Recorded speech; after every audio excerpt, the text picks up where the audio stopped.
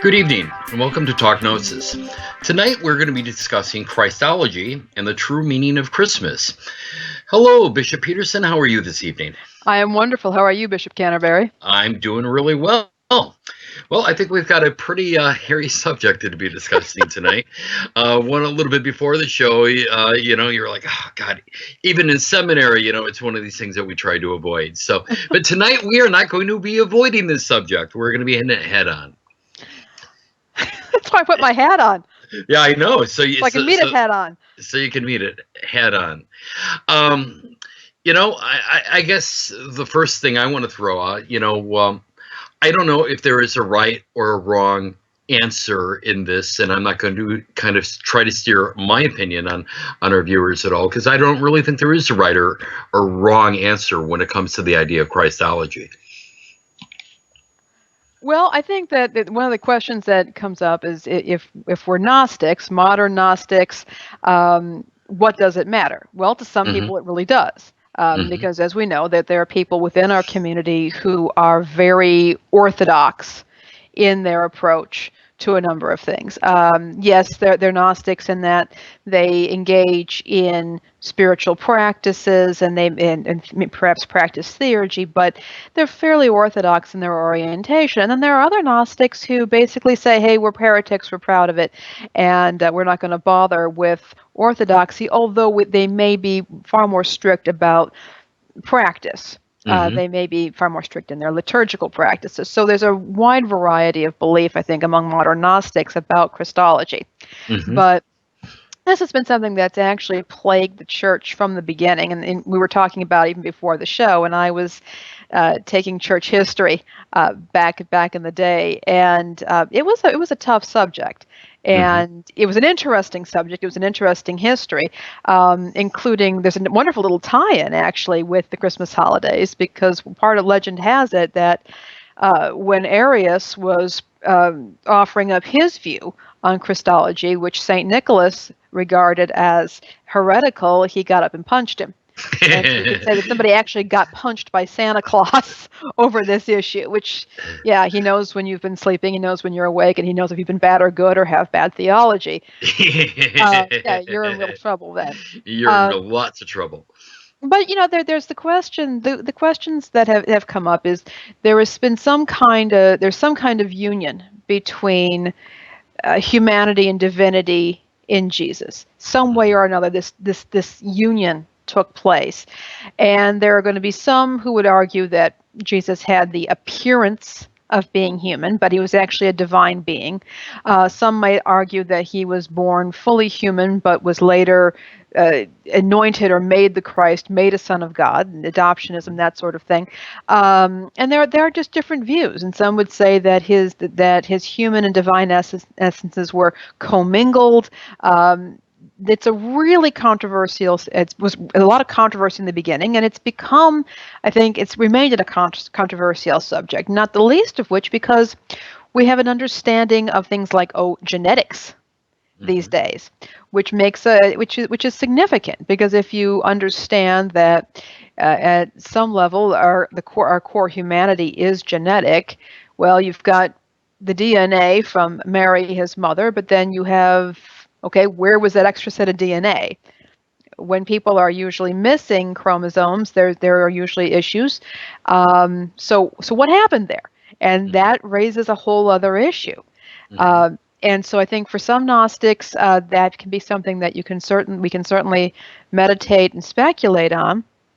I know I tend to take a slightly different approach to Christology. I'm a lot more interested, not so much in the union of divinity and humanity in Christ as I am how Christ as a spiritual being experienced his humanity. One of the papers I wrote way back in the day was on what it must have been like for Jesus or God incarnate to have a mother.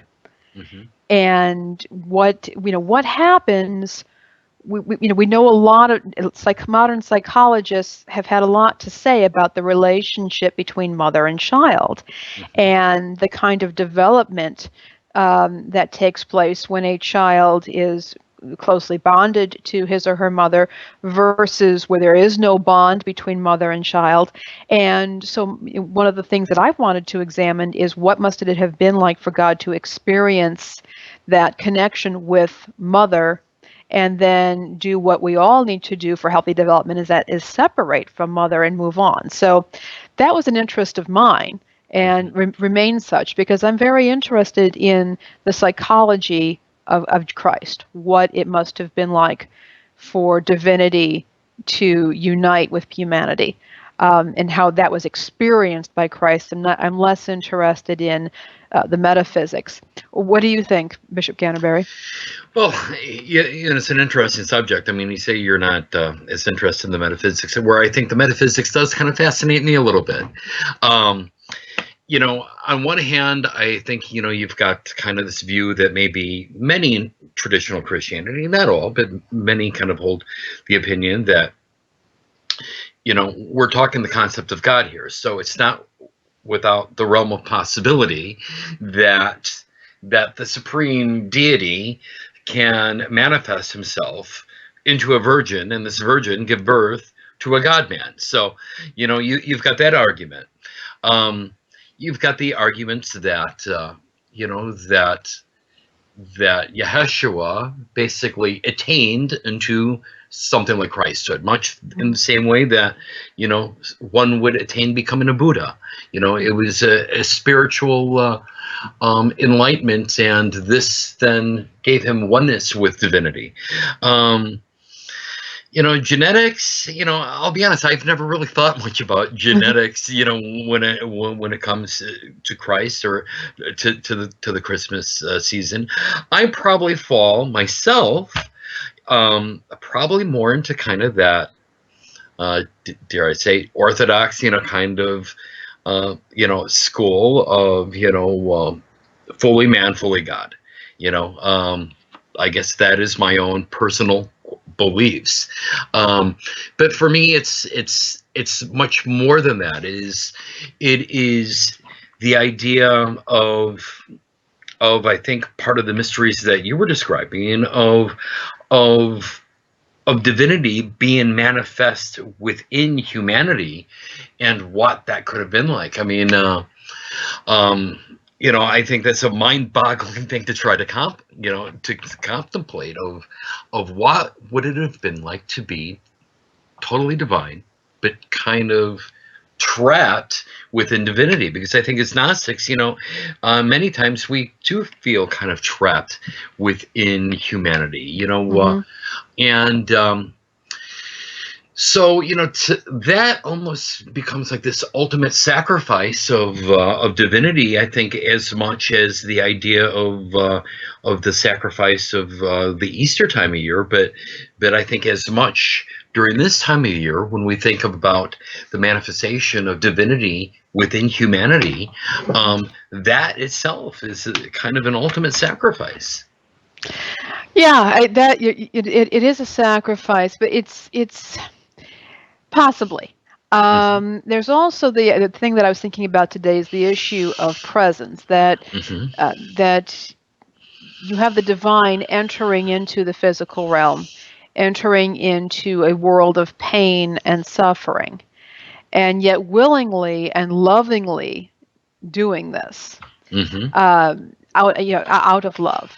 And I think about how people will move heaven and earth to be by a parent or a loved one's bedside when they're dying. Absolutely. And this is a very painful process oftentimes for both parties.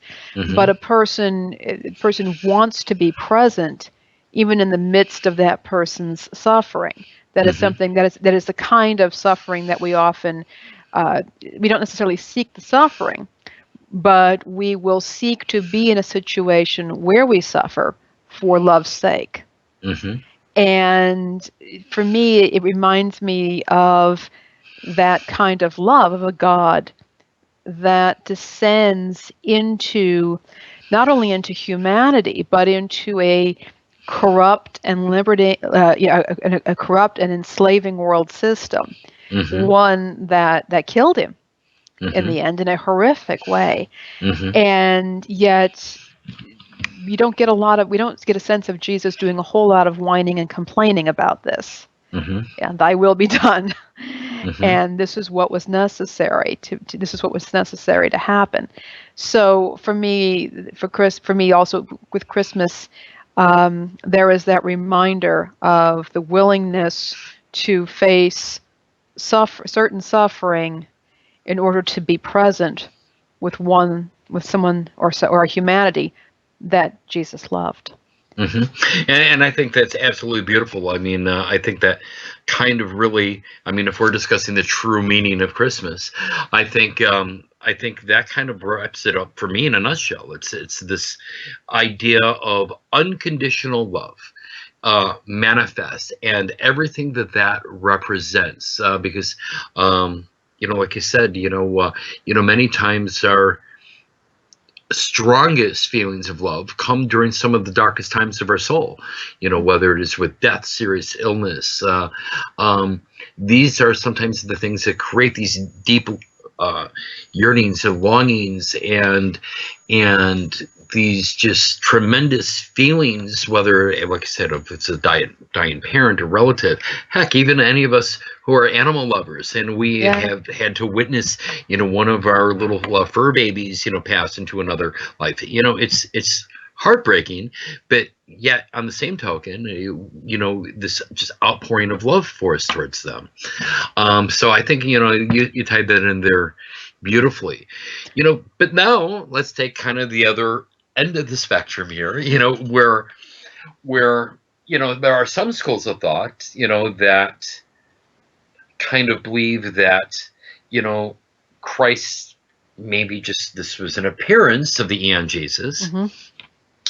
And even within his, death, that wasn't really a death, but maybe just an appearance, that the Eon itself had left and basically just left the physical shell here, that the Eon itself was never experienced, Mm-hmm. the crucifixion.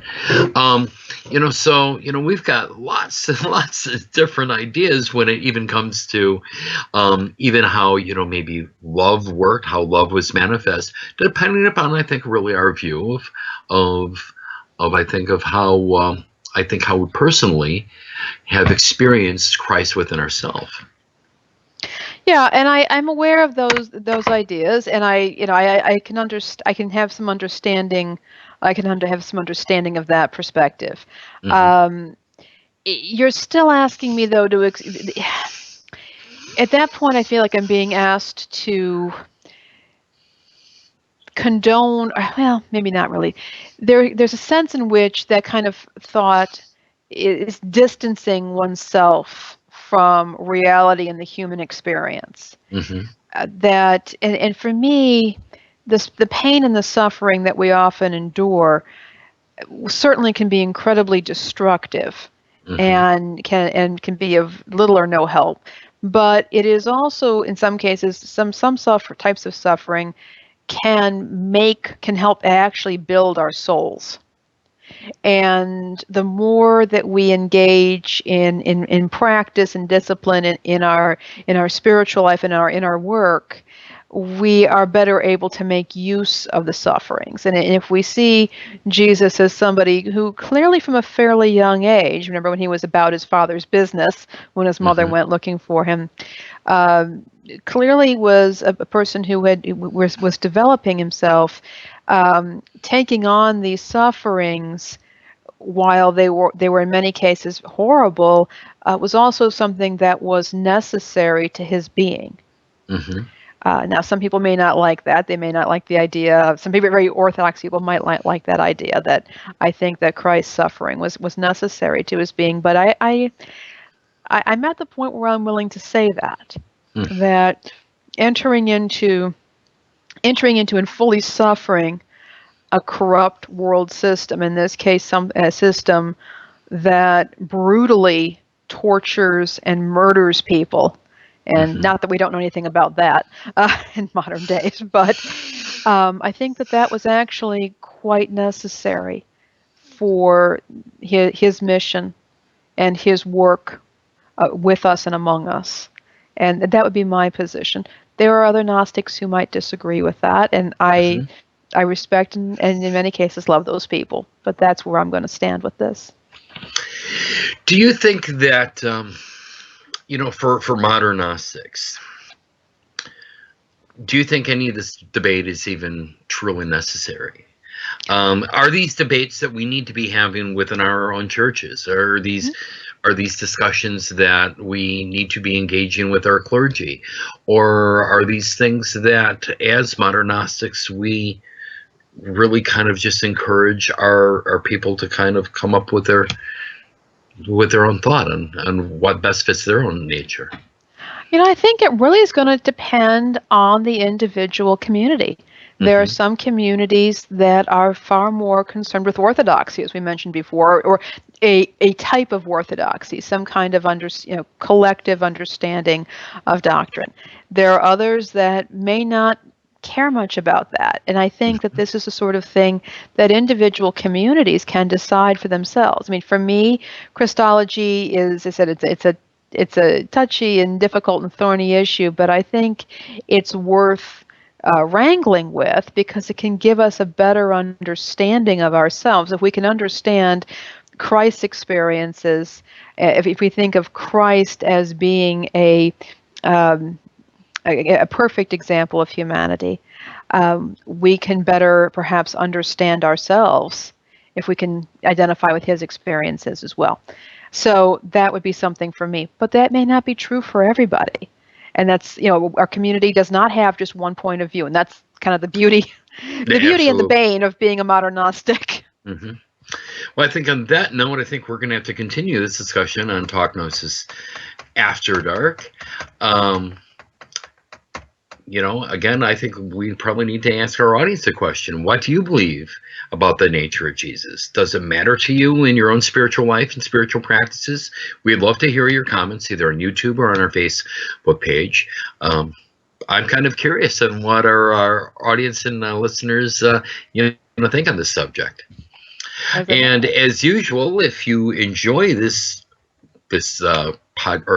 broadcast, you can join us on Patreon. Become one of our supporters. Go to Patreon, that is patreon.com/Gnostic. You can pledge a small amount per video or per podcast.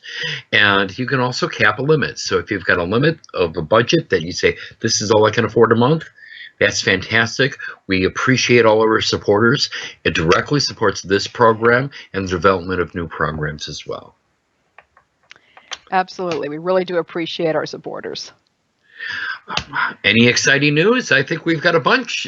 We do have a bunch this week. First of all, there's going to be a sea change in the sponsorship of Talk Gnosis and some of the other programs that are sponsored by Gnostic NYC. At this time, for a number of reasons, there's been a switch. The Apostolic Joanite Church has acquired Talk Gnosis and several of the other shows that are currently produced by Gnostic NYC. There will not be any change in the format or the shows themselves. It's just that the Apostolic Joanite Church, with which our director, Father Tony, is affiliated, has taken over ownership of the shows, and we're very excited about this new development. And the new name, the new umbrella name for these shows is going to be the Gnostic Wisdom Network. Talk Gnosis will continue as its own show, but Gnostic Wisdom Network will be kind of the brand name for all of the media programming. We also have some news from right here in Chicago. As many people know, I incarnated in the Oriental Apostolic Church of Damkar, and I became exarch of my own right, the open rite within that church. And we are going to be starting having public services here in Chicago through my community, the community of St. James.